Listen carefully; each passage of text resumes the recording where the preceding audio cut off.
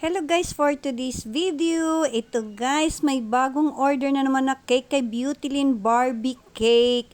Ayan, napakaganda na naman ang design ni Beautylin, di ba guys? Ang daming mga batang nahuhumaling naman talaga dito sa Barbie. Madaming mga bata at kahit mga teenager ay talagang nakahiligan si Barbie. Paano napakaganda ni Barbie.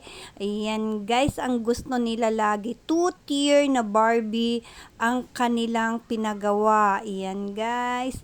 Ang price niyan guys ay depende rin yan kung gaano kalaki ang size ng cake. At iyan ay may kasamang 12 cup cake guys. So, kung gusto nila ng 2-tier lang o without cupcakes, pwede naman guys. Pero, ang ganda ng in-order niya. Isang set ng Barbie cake na 2-tier at 12 cupcakes. Wow naman, bongga naman ang kanyang birthday. Ang galing-galing. Happy birthday sa iyo at salamat sa iyong order. Salamat sa pag-order kay Beautylin nitong napakagandang cake. Yan guys ha.